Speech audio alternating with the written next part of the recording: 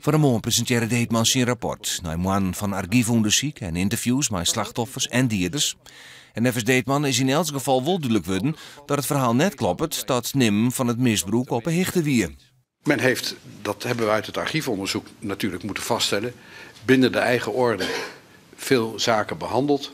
Het idee dat men niet wist dat er een risico was, dat men het überhaupt niet wist en dat men bestuurlijk daar niet van op de hoogte was, kan niet staande gehouden worden. Jaap Wolters van Heeg is een van de Friese slachtoffers die het voorkomt in het rapport van Deetman. Hij heeft op squallen zitten bij de paters Salesiaan in Serenberg en is daar misbruikt. Deetman heeft er persoonlijk verzwargen dat Wolters het kwartlien voor hemzelf afsluiten koer door een peteer met de Salesiaan. Mede via Deetman, want die heeft er ook druk achter gezet bij de congregatie van Salesianen van ga met die jongens praten.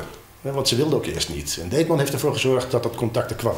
De commissie heeft nevens Wolters wichtig werk dienen om op tafel te krijgen wat er nou krekbad is in de kerken. En nou is het onder de kerken om het in de toekomst beter te doen. Het allerwichtigste is nevens Wolters het afschaffen van het priesterscelibaat. Dat levert te volle seksuele spanning op. Het bizarre in die kerk is ook dat de kruistocht, dat was natuurlijk niet goed, daar zijn ze mee gestopt. De aflaten, hè, dat systeem, dat werd ook te gek, dat hebben ze af moeten schaffen. De heksenverbranding hebben ze af moeten schaffen, dat liep een beetje te veel uit de hand. Alleen dat gekke celibaat, daar blijft men maar aan vasthouden. Hè. De bisschoppen hebben al wel besloten om een permanente vertrouwensgroep in te stellen van nieuwe slachtoffers. Ik denk voor de slachtoffers die nog komen gaan, is het een hele belangrijke zaak. En het is nou ook de kans voor de kerk om in gesprek te gaan. Hè. Want dat hebben ze tot nu toe nauwelijks nog gedaan. Dat wordt tijd. De commissie Deetman en slachtoffer Wolters hebben een punt zetten achter het misbruik. Nou, maar de kerk aan de slag.